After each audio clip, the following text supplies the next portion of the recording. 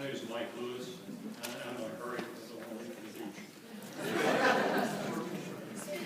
Can't hear. You can't hear me?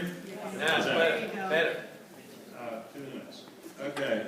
I don't think that STR is the answer to increasing mom and pop income, as many people have contended, although evidently it's not.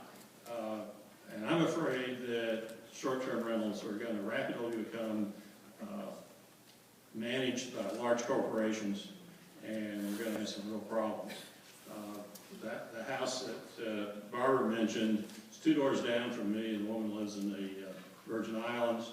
She's changed the colors a little bit. She's renting for says she's renting for 6 months, and the people that have been there for well over a month so far.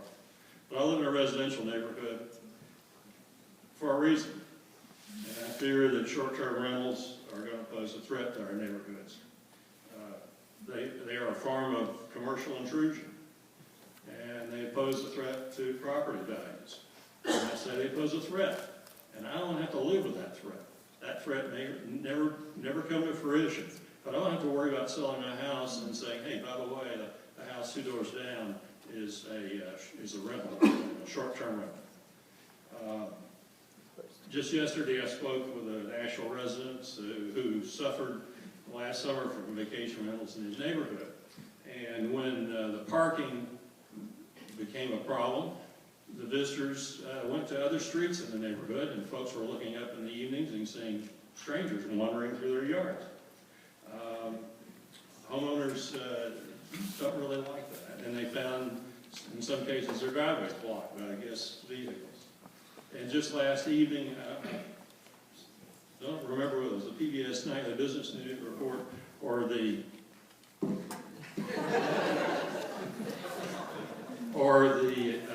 Nightly Business Report on the news featured a segment on a meeting in New York City, similar to this one. One of the complaints were that the short-term rentals were hurting affordable housing. I think they're a pox on residential neighborhoods and challenge the fulfillment of the American dream of owning your own house. Beyond that, the city has no good record of enforcing much of anything, and I'm not sure that we're going to do any better if we change regulations affecting us short-term rentals in Asheville. And why should we believe that legalizing the STRs in the city will result in better revenue control and all that sort of stuff? Thank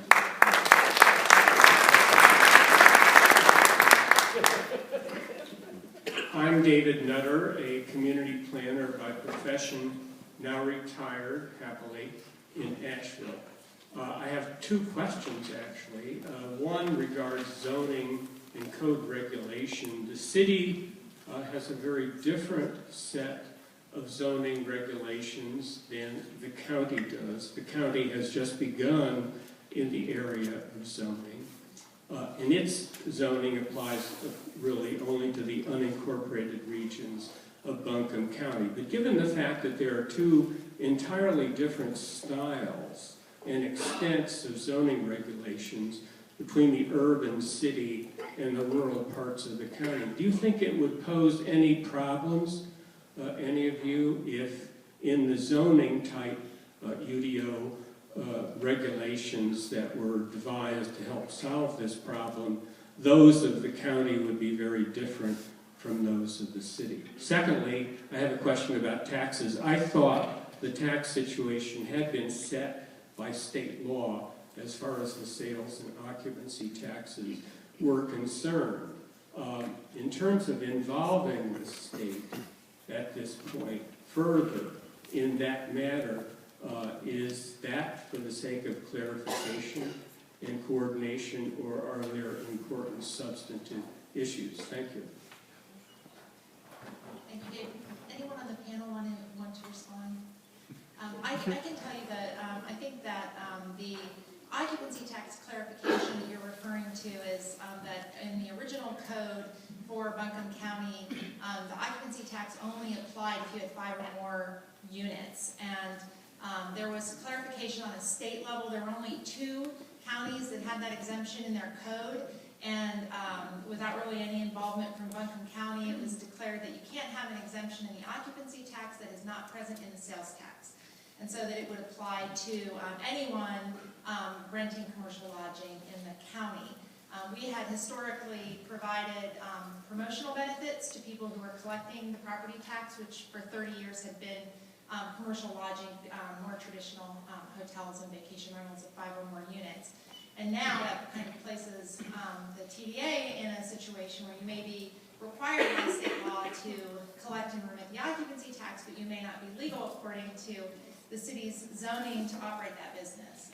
And so we've been anxious from that perspective to have some clarity also.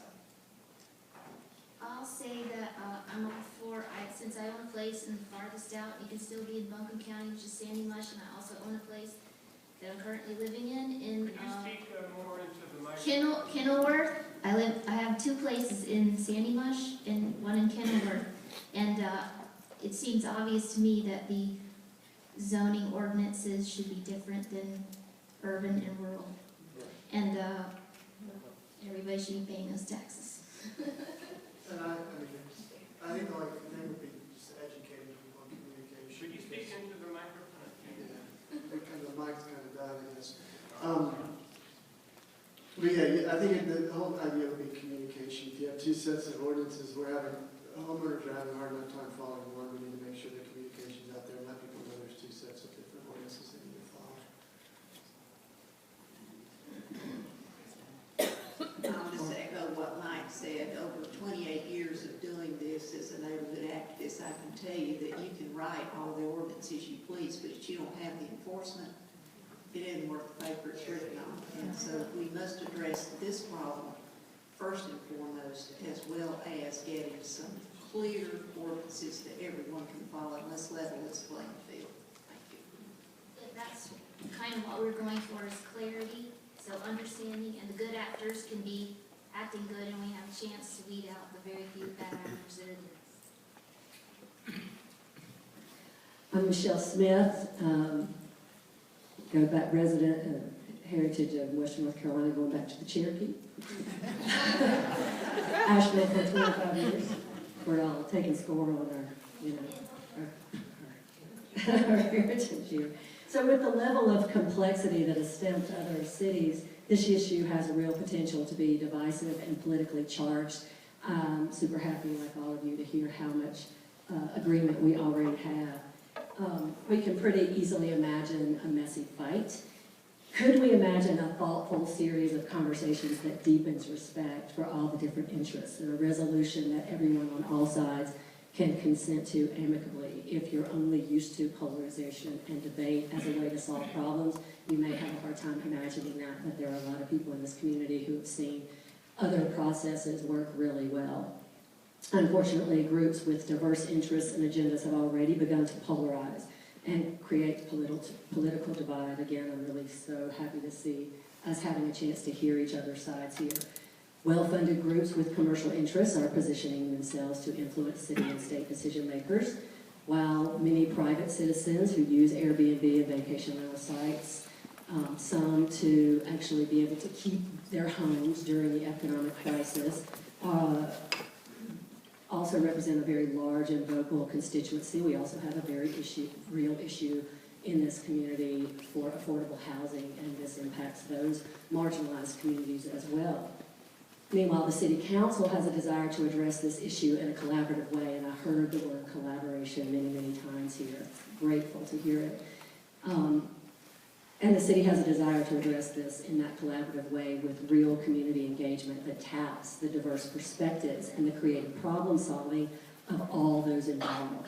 Social Profit Strategies is my firm with Tracy Kunckler. We propose to pull together a talented team of some of Asheville's most talented facilitators to convene an effective process. The outcome would be a policy that city can adapt, as well as collaboration on procedures for carrying that out. We have some creative procedures plans already coming up in this community. We believe we can move beyond polarities into real collaboration with buy-in for decision and implementation. And that buy-in makes the enforcement not such a problem. when people are bought in, then you don't have that. So this is a fantastic opportunity for the city to build capacity to host new forms of community engagement. This opportunity goes beyond this issue to other means. So I'm here if anybody wants to talk about that. I'd love to bring us into that conversation and help develop that process so that it's something that we can do, move forward together. Thanks.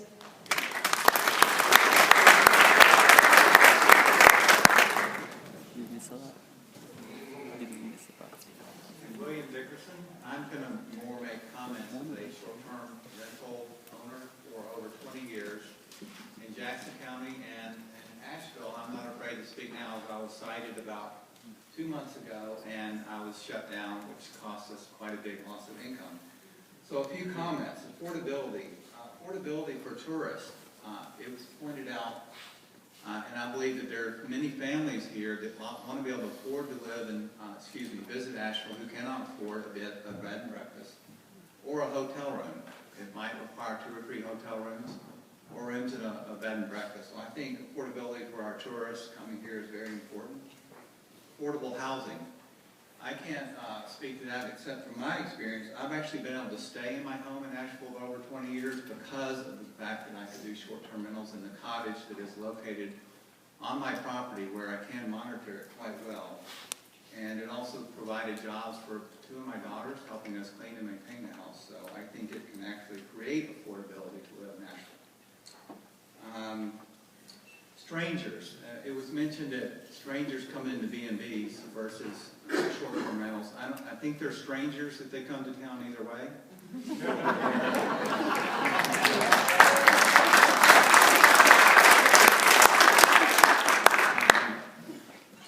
Neighborhood safety. I did long-term rentals for 18 years in my cottage in Asheville. I had more problems with long-term rentals. I had 2 tenants in there who had drug problems and different things that I could not easily get out.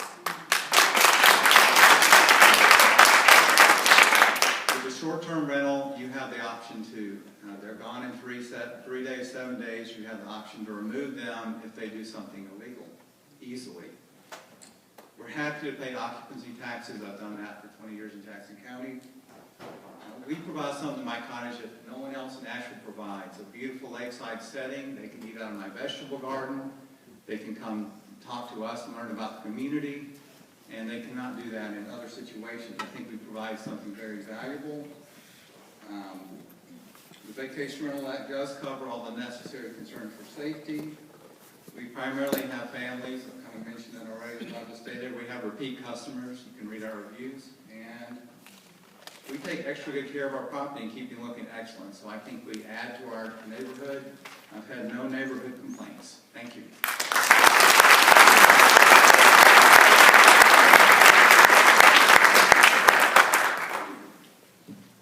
Hello, my name is Amy Kemp, and I like to solve problems. And that's why I'm here today. So I don't represent anybody other than an organization called Model Community Properties that I've helped to start with the intention of addressing some of our economic issues that are pervasive in society. So basically, the organization that I started intends to cultivate, foster, and facilitate equitable, shareable, self-governed arrangements. Michelle just spoke from the perspective of self-governance and social profit strategies. I'm sorry. I get a little tongue-tied when I'm approaching. So basically, what we're doing is recommending that our organization, Model Community Properties, facilitates the arrangement associated with what we call shareable short-term rentals. So not all rentals, but those that are shareable and involve maximizing the use of space in our city.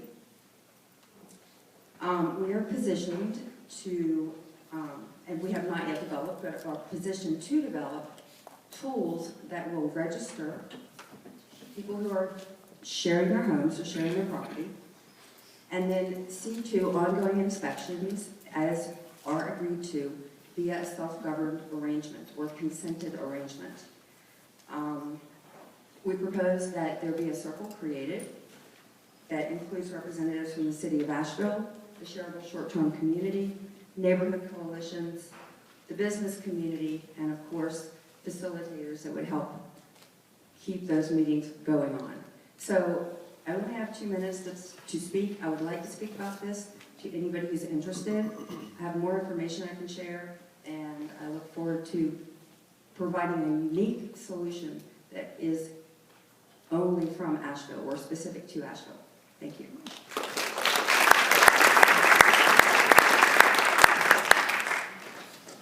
Good afternoon, everybody. My name is Jake Quinn. I live in the Grove Park Sunset Mountain neighborhood.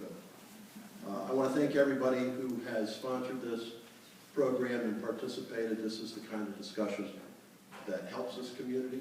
I think we'll come up with solutions if we all build on so much of the common ground that I heard about. There were some questions that I have, some issues that are in my mind that haven't come up. And I'm just going to put them out there. I'm not looking for a response, but I just want to put them out there. I understand the state law about homestays being residences, but I'm concerned that we've heard about sales and room taxes, but we have not heard about property taxes. And in fact, commercial properties are taxed in a different manner than residential, and I think it is appropriate to have that enter this discussion in some way, shape, or form. I have heard some people recognize that Asheville more or less regularly ignores zoning, and that is a fact. It is a sad fact. Conditional zoning is one of the ugliest things that's been perpetrated in this community, and that needs to be addressed in this process too. It would be great if this community could rely on the zoning maps that are in place, and we have learned that that can be a little risky relying on those maps. And another thing has come up, we need to stress it, complaint-driven enforcement does not work any place, and it is inherently flawed. Complaint-based enforcement tears a community apart. It does not build it. That needs to be addressed in this. Lastly, I did want to note that the Chamber's point that a state-level approach obviates the need for local measures isn't quite right. I think that is inherently disrespectful of municipalities that might want to have somewhat tighter guidelines than the state. And I think going forward, I would ask that our Chamber of Commerce recognize that state levels are needed and are appropriate, but that should not eliminate the possibility for a municipality to come up with something so much stricter. Thanks again for this program. Very healthy. I appreciate it. I have a comment. First of all, thank you for the panel for being here and sharing some of the thoughts, and that got me thinking. And maybe a question for the Logging Association and Chip. We've talked about regulations, we've talked about how to increase costs for short-term rentals at the end of the day.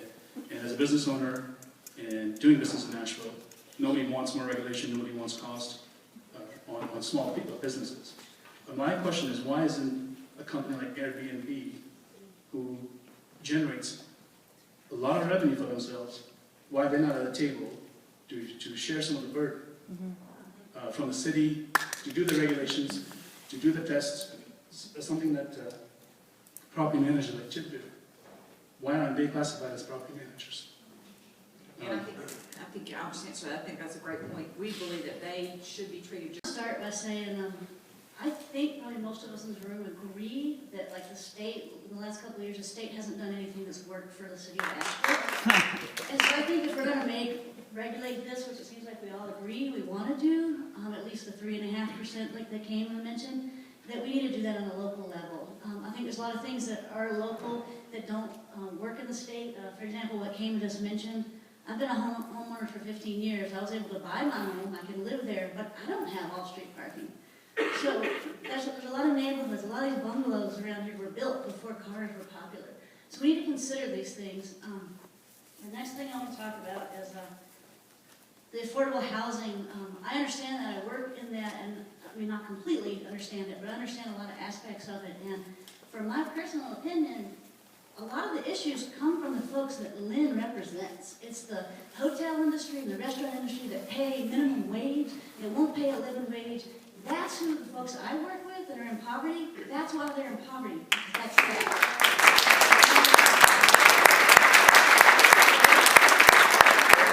As Lisa mentioned and several other folks mentioned, we're a creative class here in Asheville. The folks come for that. The Airbnb people that I talk talk to, they do worker-owner cooperatives. The cleaning folks that are cleaning with them are worker-owner cooperatives. They're making money. They're working things out in a creative way. They're not making minimum wage. That's not how the whole model works. And third, I just want to say that I'm very active in my neighborhood association, which is the Five Points Neighborhood Association. We're a part of CAN. We do not agree with the CAN stance, as far as I can tell. I've been to multiple CAN meetings. There's one or two folks that speak up about it, but a lot of the neighborhoods I talk to across the community of Asheville do not agree with that stance. So I just want to make sure that that voice is heard. Thank you.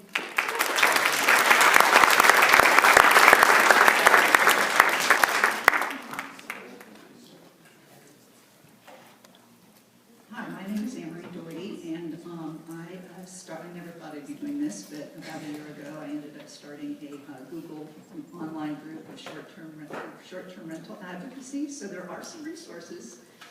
We try to support each other in some of the things people have mentioned.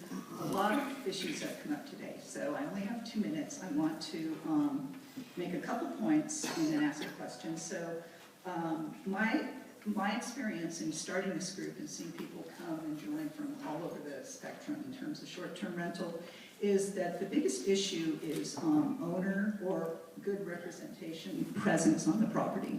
So just like you mentioned that magic number between 11 and 12 noon for the alcohol, I keep thinking, well, what's the difference between 29 days and 30 days? Like, what makes my property so different in that magic number? So, you know, I think that's something to keep in mind as well. And a lot of the people that are doing this maybe aren't doing it because they're trying to make a lot of money. They got caught in a recession, or they are that middle creative class, single moms, whatever, need to rent their apartment, never thought they'd be doing it, but got hit by the recession. So the other thing is, and Jake made this point, and I have a big study on this from up north, that anonymous complaint-driven enforcement does not work. It leaves it open for people with agendas to complain about properties, and you know, it is, and I'm happy to share this study with anybody that wants it.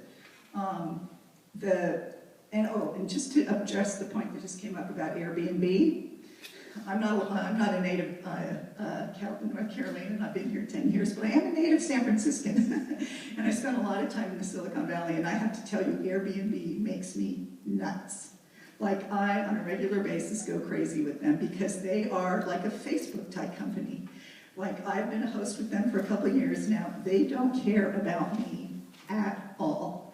My fantasy would be that we would have a stay local, you know, manage, you know, collaborate. We'd have a group, because we're not all on the different pages. And everybody I know has agreed that we do want to pay taxes. The question's going to go at the end. But Airbnb does things like reward Instabook, reward new people, you know.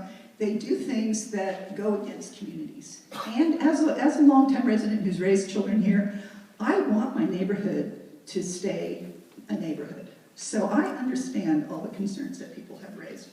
So my question, though, is about the taxes. I've heard a rumor, and I'm not sure what it is, it doesn't have to be answered now, but that the hotel tax doesn't stay in Asheville. And because of the issues with Asheville and Raleigh and some of this stuff, I would like to get some clarity around that, because I'm happy to pay the taxes, but I want to know that it's going to go into infrastructure and supporting what we need. We have 5 hotels going up. I will quickly answer that for you. Thank you for your comments. And then we're going to take 2 final comments before we wrap up on time at 3 o'clock. Visitor who stays in paid accommodations in Buncombe County pays the sales tax of 7%. 4.25% of that goes to the state. The rest is distributed to county and local municipalities. The 4% occupancy tax, 3% of that is reinvested into promotion that's governed by the Buncombe County Tourism Development Authority and has been in 30 years and has helped us increase visitor spending outside dollars to our community tenfold in that time. The 1% remaining is invested into a tourism product development fund. As Jim Muth had mentioned earlier, that is a competitive grants fund that is available to capital projects that help to attract overnight visitors, but it's also been an outstanding source of funding to provide quality of life amenities like soccer fields, baseball fields, the reinvigoration of the cellular center, the Pack Square Park that many of us enjoy all the time. So just to answer that question. And then we're going to with two more, right? Okay, great. Thank you. Next, please. I just wanted to state that I know you vacation rental owners that are here today are really good. I unfortunately have been exposed to a really bad one for the last 3 years. She does whatever she wants. I can't get into my own garage. She doesn't listen to the neighbors. It's just not me. We're very tolerable. We have a small neighborhood, and we've been hesitant to complain. But even when we complained, she did nothing. So we had to complain. And then she was asked to stop. She hasn't stopped. There's 7 cars parked in front of my garage. There's people trying to get in my yard. There's garbage in my yard. There's recycled cigarettes all around my house. It's not governed. If you don't have rules, they're going to walk all over you. This one knows the rules and still walks all over the neighborhood. She doesn't care anything about us. I mean, we all went on October 22nd when she was appealing this. Our whole neighborhood, there's only 15 houses. She's trying to make 2 vacation rentals out of a neighborhood of 15 houses. It's ridiculous. So if you do this, then I think it needs to be a case-by-case place. I mean, there's some neighborhoods that are tight that you can't do this. And that's all I wanted to say. There's good and there's bad, and unfortunately, we need the rules so that the bad is regulated. It has to be enforced. Our whole neighborhood has changed because of this particular person. It's not right. It's not fair. She's walking all over us, and it's not right.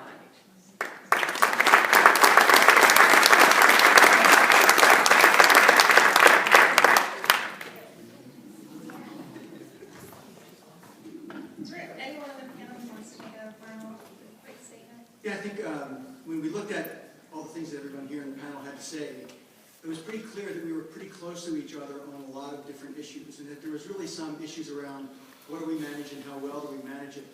And I'd like to kind of lead with that sort of thing, is how do we make this type of lodging program work for the people who are doing it in a positive way, because it's got a place. I mean, I think we should have lodging in all ranges so that it works for everyone. We're all part of the same community. These are our, the people who got short-term rentals.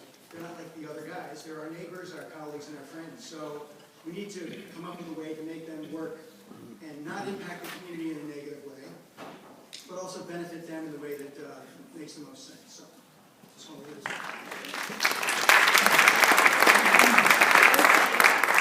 That's what I was just about to say. About 2 hours ago, I said that we had a couple of goals today. One was to hear about the activity on a state level.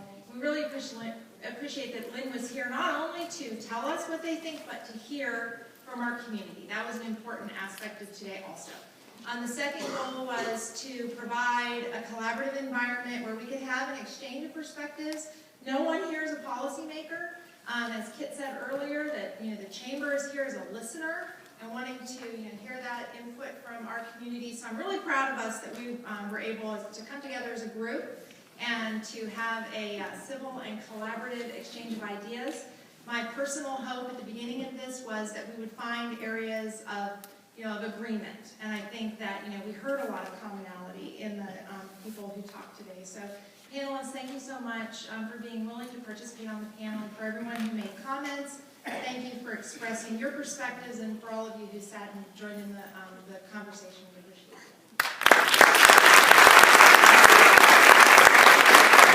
Pardon me for breaking in before you go, but I just want to let you know that if you want to take it to the next level and understand some perspectives, the City of Asheville commissioned a study about short-term rentals and what are the options for regulation. So go online and check that out and say, this looks good and this doesn't look good in here. Thank you.